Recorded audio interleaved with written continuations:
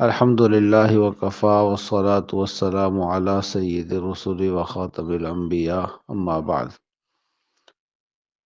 قرآن مجید کے 5ویں پارے کا آغاز سورۃ النساء کی آیت نمبر 24 سے ہو رہا ہے۔ چوتھے پارے کے آخر میں ان عورتوں کا ذکر تھا جن سے نکاح حرام ہے۔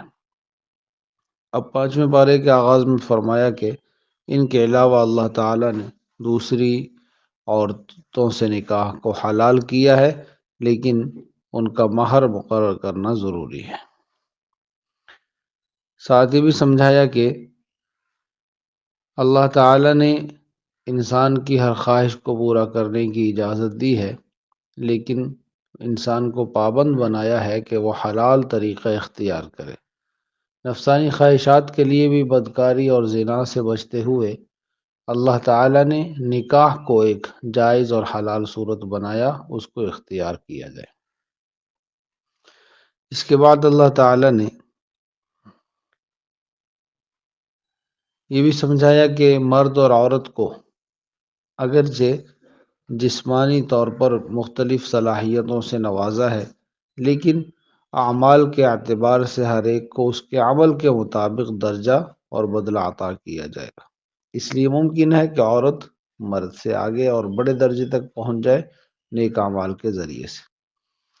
خودکشی کو حرام کیا گیا ہے اور فرمایا کہ ایک دوسرے کا مال حرام طریقے سے نہ لو، بلکہ حلال طریقہ تجارت ہے، اس کو اپناؤ، اور اس میں بھی خوش دلی اور رضامندی ضروری ہے۔ اگر تم کبیرہ گناہوں سے بچتے رہو گے تو صغیرہ گناہوں کی معافی کا خود اللہ تعالیٰ کوئی سبب بنا دیں گے۔ ساتھ ہی بھی سمجھایا کہ اللہ تعالیٰ نے کسی کو مرد بنایا، کسی کو عورت بنایا ہے، تو وہ دوسری جنس میں تبدیل ہونے کی تمنا بھی نہ کرے۔ اللہ تعالیٰ حکیم ہے، اللہ تعالیٰ بہتر جانتے ہیں کس کو کیا بنانا ہے۔ پھر اس کے بعد اللہ جل شانہ نے ازدواجی زندگی اور گھر کے نظام کو درست کرنے کے لیے بڑی اہم ہدایات فرمائی ہیں۔ پہلی بات تو یہ فرمائی کہ اس بات کو تسلیم کر لیا جائے کہ گھر کا سربراہ مرد ہے۔ ظاہر ہے اگر گھر کا کوئی سربراہ نہ ہو یا سبھی سربراہ بننے کی کوشش کریں تو وہاں کا نظام خراب ہو جاتا ہے۔ دوسری بات یہ فرمائی کہ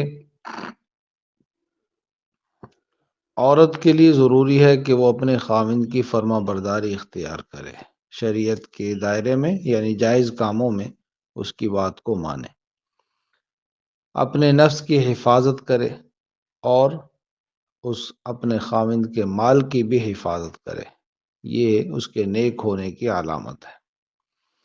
تیسری بات یہ فرمائی کہ اگر عورت نافرمان ہو تو اس کو سیدھے راستے پر لانے کے لیے پہلا کام واضح و نصیحت ہے، اس کو سمجھایا جائے۔ دوسرے نمبر پر اس سے کچھ ناراضگی کا اظہار کر کے بستر جدا کر لیا جائے، لیکن گھر چھوڑ کر چلے جانا یہ عقل مندی نہیں ہے۔ تیسرے درجے میں فرمایا کہ اپنے حالات کے اعتبار سے اگر مناسب ہو اور واقعی ضرورت ہو تو کچھ سزا بھی دی جا سکتی ہے، لیکن اچھی طرح ذہن میں رکھ لیجئے کہ یہ قرآن پاک صرف شہری لوگوں کے لیے نہیں ہے، دیہاتی لوگوں کے لیے بھی ہے، صرف آج کے زمانے کے لیے نہیں ہے، اس سے پہلے زمانے کے لیے بھی تھا اور قیامت تک آنے والے ہر دور کے لیے نظام زندگی رہے گا۔ اس لیے اس کو ضروری نہیں کیا گیا کہ بیوی کو عورت کو سزا دی جائے، اجازت دی گئی ہے ضرورت کے مطابق، لیکن نبی پاک صلی اللہ علیہ وسلم نے ایک وقت میں 9 بیویاں رکھی ہیں، لیکن آپ سے کسی بیوی پر ہاتھ اٹھانا ثابت نہیں ہے۔ چوتھی بات یہ فرمائی کہ اگر آپس میں میاں بیوی کا جھگڑا ختم نہ ہو تو پھر اس کا حل یہ ہے کہ دونوں خاندانوں کے جو بڑے ہیں ان کو شامل کیا جائے، یعنی یہ سمجھایا کہ ہر بات میں بڑوں کو شامل نہ کیا جائے، آخری درجے میں بڑوں کو بیچ میں لایا جائے۔ پھر بڑے بھی اگر واقعی انصاف پسند ہوں گے تو ان کے بیچ میں آنے سے اللہ تعالیٰ خیر پیدا فرما دیں گے، فیصلہ آسان ہو جائے گا۔ اس کے بعد اللہ تعالیٰ نے واضح حکم فرمایا کہ میاں بیوی کے جیسے آپس کے حقوق کی ادائیگی یہ بھی اللہ کے خوف سے ہی ممکن ہے، اسی طرح دوسرے رشتہ داروں کا بھی حق ہے، حتیٰ کہ پڑوسی کا بھی، ساتھ سفر کرنے والے کا بھی، یعنی جس سے جتنا تعلق ہے اس کا اللہ نے اتنا ہی حق بنایا ہے۔ اور اللہ کریم کسی پر ایک ذرہ کے برابر بھی نہ ظلم فرماتے ہیں نہ اس کو پسند فرماتے ہیں۔ پھر اللہ تعالی نے سمجھایا کہ عبادات کی ادائیگی کے لیے ہر اعتبار سے پاک ہونا ضروری ہے۔ اگر کوئی انسان نشے کی حالت میں ہے تو وہ نماز نہ پڑھے۔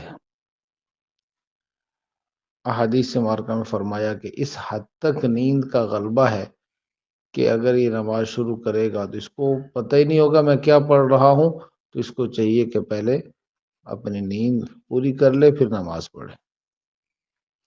اس کے بعد اللہ تعالیٰ نے سمجھایا کہ اللہ جل شانہ نے بہرحال ایک دن مقرر فرمایا ہے جس کو قیامت کہا جاتا ہے، اور وہاں انصاف کیا جائے گا۔ مجرمین کی سزا کا ذکر فرماتے ہوئے فرمایا کہ وہاں ایک دفعہ ان کی کھال جلد جل جائے گی تو اللہ تعالیٰ نئے جلد نئی کھال ان کو پیدا فرمائیں گے، پھر سزا دی جائے گی۔ تو بہرحال مقصد یہ ہے کہ وہاں پھر سزا تو ہے لیکن موت نہیں ہے، یعنی دائمی سزا ہے۔ پھر فرمایا کہ امانتیں جو اصل حقدار ہیں ان کو دے دیا کرو۔ امانت پیسہ بھی ہے، راز بھی ہے، کسی نے اعتماد کیا وہ اعتماد بھی ہے، اولاد بھی امانت ہے، مال بھی امانت ہے، یہ جسم اور یہ صحت بھی اللہ کی امانتیں ہیں۔ علم کسی کو، یعنی جو نعمت اللہ کریم نے عطا فرمائی وہ ہمارے پاس امانت ہے، اور ہم نے اس کا حق ادا کرنا ہے، اور قیامت کے دن اپنے رب اللہ جل شانہ کے سامنے اس کا جواب دینا ہے۔ اصول سمجھایا کہ ایمان والوں کو چاہیے اللہ کی اطاعت کریں، اللہ کے رسول صلی اللہ علیہ وسلم کی اطاعت کریں، اور اپنے بڑوں کی بات مانیں، وہ جس شعبے کے بھی بڑے ہیں، حکمران ہیں، علماء ہیں، گھر کے سربراہ ہیں، ادارے کے سربراہ ہیں، ان کی بات مان کر چلیں۔ پھر اللہ تعالیٰ نے ایمان کی نشانی یہ بیان فرمائی کہ جب آپس میں مسلمانوں کا اختلاف ہو جائے، جھگڑا ہو جائے، مقدمہ آ جائے تو قرآن اور حدیث کو اپنے لیے رہنما بناتے ہیں، اللہ اس کے رسول کے حکم کو مانتے ہیں۔ لیکن فرمایا کہ اگر کوئی شخص اللہ اور اس کے رسول کے فیصلے کو نہیں تسلیم کرتا، کوئی اور نظام چاہتا ہے تو یہ منافق ہے۔ ایسے لوگوں کو بہرحال پھر اللہ تعالیٰ ان کے اعمال کا بدلہ ضرور دیتے ہیں۔ لہذا فرمایا کہ جو اللہ اور اس کے رسول کی اطاعت کرے گا یہ قیامت کے دن انعام یافتہ لوگوں کے ساتھ ہوں گے۔ اور انعام یافتہ کون ہیں؟ انبیاء کرام علیہم السلام، صدیقین، شہداء اور صالحین، نیک لوگ، جن کو ان کی رفاقت صحبت نصیب ہو جائے، یہ بڑے ہی خوش نصیب لوگ ہوں گے۔ اس کے بعد اللہ تعالیٰ نے سورہ نساء میں وقفے سے جہاد کی ترغیب دی ہے۔ یہاں فرمایا کہ ایمان والوں کو چاہیے کہ اللہ کے راستے میں جہاد کریں، یعنی اللہ کے دین کو غالب کرنے کے لیے محنت کوشش کریں، جہاں رکاوٹ بنے کافر ان سے لڑائی بھی کریں۔ اور بڑے عجیب انداز سے اللہ کریم نے ترغیب دی ہے کہ کتنے مسلمان ضعیف ایسے ہیں، مرد ہیں، عورتیں ہیں، بچے ہیں، جو پکار رہے ہیں، دعائیں کر رہے ہیں، یا اللہ ہمیں ان ظالم لوگوں کی بستی سے نکالنے کی کوئی صورت پیدا فرما، ہمارا کوئی ولی، کوئی مددگار ہمارے لیے بھیج۔ تو ایمان والوں کو چاہیے کہ اپنے مسلمان بھائیوں کو ظلم سے نکالنے کے لیے، بچانے کے لیے کوشش کریں۔ فرمایا کافر بھی تو ہیں جو شیطان کے نظام کو نافذ کرنے، غالب کرنے کے لیے ہر طرح کی محنت کوشش کر رہے ہیں۔ پھر یہ بھی سمجھایا کہ انسان عام طور پر موت سے ڈر کے جہاد کو چھوڑتا ہے، تو یاد رکھنا چاہیے کتنے ہی مضبوط محفوظ قلعوں میں بند ہو جائیں، بہرحال موت اپنے وقت پر آ کر رہے گی، اور جہاد کی وجہ سے موت وقت سے پہلے نہیں آ سکتی۔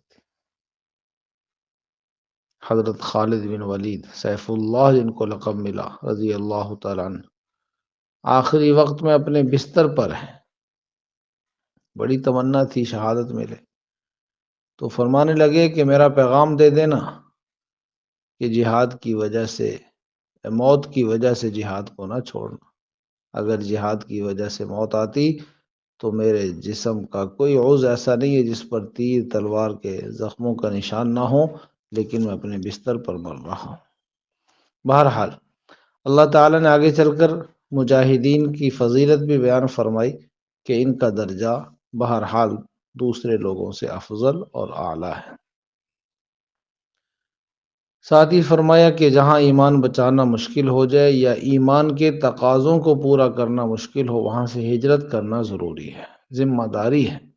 اگر ہجرت نہیں کی اور دین کو چھوڑ دیا تو موت کے وقت اور قیامت کے دن کوئی عذر قبول نہیں کیا جائے گا، اس لیے کہ اللہ کی زمین بہت وسیع ہے۔ آج جب ہم دنیا کے لیے، پیسے کے لیے، اپنے بچوں کے مستقبل کے لیے، صحت کے لیے علاقہ، شہر، ملک تبدیل کر سکتے ہیں، تو ایمان کے لیے، اسلام کے لیے کیوں مشکل لگتا ہے اور اس کو کیوں ضروری نہیں سمجھا جاتا؟ پھر اللہ کریم نے سمجھایا، قرآن کریم میں غور و فکر کرنا یہ ہدایت کا، رہنمائی کا، ایمان میں ترقی کا ذریعہ ہے۔ اللہ تعالی نے معاشرتی آداب بیان فرماتے ہوئے سفارش، شفاعت کا اصول بیان فرمایا۔ اچھے کام میں سفارش اچھی ہے اور اس کا اجر ہے، برے کام میں سفارش بری ہے اور اس پر پکڑ ہے۔ لیکن سفارش کی حیثیت کو سمجھ لینا چاہیے کہ یہ ایک صرف مشورے کی حد تک ہے، رائے ہے، یہ حکم نہیں۔ اس کو نہ سفارش کرنے والے کو سمجھنا چاہیے، نہ جس کے سامنے سفارش کی جا رہی اس کو حکم سمجھنا چاہیے۔ یہ رائے ہے، عمل کر لیا جائے ٹھیک، نہ کیے جائے تب بھی ٹھیک۔ لہٰذا اگر اس نے سفارش نہیں مانی تو اس سے ناراض نہ ہو۔ دوسری بات یہ فرمائی کہ سلام یہ مسلمان کی پہچان ہے۔ جب کوئی مسلمان سلام کرے تو اس کا جواب اس سے بہتر الفاظ میں دیں۔ اس نے کہا السلام علیکم تو جواب میں وعلیکم السلام ورحمۃ اللہ، یا اس نے یہاں تک بولا تو وہ برکاتہ کا اضافہ کر کے، یعنی اچھا جواب دینا، یہ ہمارے ایمان کی نشانی ہے۔ اس کے بعد اللہ تعالیٰ نے فرمایا کہ مومن کی جان محفوظ ہے، اس کو قتل کرنا حرام اور کبیرہ گناہ ہے۔ ہاں اگر غلطی سے قتل ہو گیا تو پھر اس کا کفارہ ہے، اس کا کفارہ ہے۔ اور اگر کسی نے جان بوجھ کر قتل کیا ہے تو فرمایا کہ اس کی سزا جہنم ہے ہمیشہ کے لیے۔ اللہ کا غضب ایسے بندے پر نازل ہوگا، اللہ کی لعنت ہوگی، بہت بڑا عذاب ایسے بندے کے لیے تیار ہے۔ پھر فرمایا کہ کسی کے ایمان پر شک نہ کیا جائے۔ اگر وہ خود اقرار کر رہا ہے مسلمان ہوں اور ان سارے نظریات کو تسلیم کرتا ہے جو مسلمان ہونے کے لیے ضروری ہیں، تو اب کسی کی بات پر، زبان پر شک کرنے کی اجازت نہیں۔ دل کا حال اللہ جانتے ہیں، اور قیامت میں ایمان کا یا کفر کا فیصلہ اللہ ہی نے کرنا ہے۔ اس کے بعد اللہ تعالی نے ایمان والوں کو سمجھایا کہ ظلم اور ناحق کسی کی سفارش یا تعاون نہ کرو۔ ایک ایسا واقعہ پیش آیا کہ ایک آدمی نے چوری کر کے دوسرے پر الزام لگا دیا، زبان بہت تیز تھی، لوگوں نے اعتماد کر لیا اور اس کے حمایتی بن گئے۔ نبی پاک صلی اللہ علیہ وسلم بھی ان کی باتوں سے متاثر ہو گئے، تو اللہ تعالیٰ نے قرآن آیات نازل فرما کر سمجھایا کہ یہ جھوٹے لوگ ہیں، باتیں بنانا ان کو آتا ہے، اس لیے حقیقت حال یہ ہے کہ یہ بندہ چور ہے۔ لہٰذا یہاں سمجھایا کہ آج تو تم دنیا کی زندگی میں ان کے لیے جھگڑ رہے ہو، مقدمہ لڑ رہے ہو، اور فرمایا قیامت کے دن کون اس کا وکیل بنے گا، کون مقدمہ لڑے گا، جھوٹے آدمی کا، چور کا۔ اس لیے فرمایا انصاف پر قائم رہو، سچی گواہی دو، چاہے وہ اپنے خلاف ہو، اپنے ماں باپ کے خلاف ہو، یا کسی بھی عزیز کے خلاف ہو، لیکن تم سچ پر اور انصاف پر قائم رہو۔ اللہ تعالیٰ نے سمجھایا کہ شیطان انسان کا جو ازلی دشمن ہے، اس نے مختلف جال بنا رکھے ہیں، مختلف طریقے بنا رکھے ہیں مسلمان کو گمراہ کرنے کے اور اپنے ساتھ جہنم میں لے جانے کے۔ ان میں سے ایک یہ ہے کہ وہ شرک میں مبتلا کرتا ہے، شرکی عقائد، توہمات، خاص طور پر بتوں کے نام پر، غیر اللہ کے نام پر جانور چھوڑنا، جانوروں کو ان کاموں کے لیے استعمال کرنا، اللہ کی بنائی ہوئی صورت کو تبدیل کرنے کے لیے مختلف بہانے طریقے سمجھاتا ہے۔ آج کل کے فیشن آپ دیکھیں تو بات سمجھ آ جائے گی۔ لہذا مردوں کے لیے سنت سے کم مقدار میں ایک مٹھ سے کم مقدار میں داڑھی کو کاٹنا یہ جائز نہیں ہے۔ اسی طرح عورتوں کا اپنے سر کے بال مردوں کی طرح یا لباس وغیرہ مردوں کی طرح بنانا یہ جائز نہیں ہے۔ اللہ تعالی نے فرمایا کہ ہر ایک کو اس کے عمل کا بدلہ ملے گا، نیکی کرنے والے کو نیکی کا بدلہ اس کی نیکی سے کئی گنا زیادہ ملے گا، ہاں برائی کرنے والے کو بھی اس کی برائی کی سزا ملے گی۔ سورہ نساء ہے، عورتوں کے حقوق بیان ہوئے ہیں، اس لیے یہاں اللہ تعالی نے 127 نمبر آیت سے پھر عورتوں کے حقوق کی بات شروع فرما دی ہے، اور یہاں سمجھایا کہ ان کی نافرمانی سے اعراض کرتے رہو، اور بلا وجہ ان کو پریشان کرنے کے لیے بہانے تلاش نہ کرو۔ اختلاف ہو جائے تو صلح کی کوشش کرو، صلح میں خیر ہے۔ بخل سے بچو۔ سخاوت یہ دنیا کے معاملات کو بھی اور آخرت کے معاملات کو بھی آسان کرنے کا ذریعہ ہے۔ پھر اللہ تعالی نے سمجھایا کہ منافقین جہنم کے سب سے نچلے گڑھے میں ہوں گے۔ منافقین کی نشانیاں بیان فرمائی، نماز میں سستی کرتے ہیں، اپنے ایمانی عقائد اور نظریات کے بارے میں شک میں مبتلا رہتے ہیں، اور مسلمانوں کا اور اسلامی جو شعار ہیں ان کا مذاق اڑاتے ہیں۔ فرمایا کہ ایسے لوگوں کے ساتھ بیٹھنا، ان کی مجلس اختیار کرنا یہ جائز بھی نہیں ہے، اور اپنے ایمان کو کمزور کرنے کا ذریعہ ہے۔ اگر ایسی مجلس میں غلطی سے بیٹھ بھی جائیں جہاں دین کا مذاق اڑایا جا رہا ہو تو وہاں سے اٹھ جائیں، ورنہ انہی کے ساتھ حشر ہوگا اور انہی میں شمار کیا جائے گا۔ پھر اللہ رب العزت نے بھی سمجھایا، عام طور پر انسان مسلمان کافروں سے اور ایسے بدکار لوگوں سے دوستی تعلق عزت کے لیے بناتا ہے، تو فرمایا عزت تو اللہ کے ہاتھ میں ہے، اپنے دین پر قائم رہو۔ 5ویں پارے کے آخر میں اللہ جل شانہ نے سمجھایا کہ اللہ تعالی کسی کو بھی عذاب نہیں دینا چاہتے۔ فرمایا اللہ تمہیں عذاب دے کر کیا کرے گا؟ اللہ تمہیں عذاب دے کر کیا کرے گا؟ اگر تم اس کے شکر گزار بندے بن جاؤ، اس کی بات مان لو۔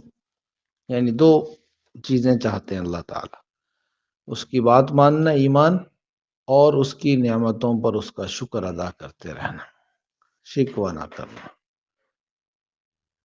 تو بڑی محبت کے ساتھ اللہ کریم نے سمجھایا ہے کہ یہ جو سزاؤں کا ذکر آتا ہے یہ تو صرف تنبیہ کے لیے ہے، تمہیں نقصان سے بچانے کے لیے۔ اللہ رب العزت سے دعا ہے اللہ کریم ہمیں بھی قرآن پاک کی سمجھ، عمل کی توفیق عطا فرما دے۔ آخر دعوانا ان الحمد للہ رب العالمین۔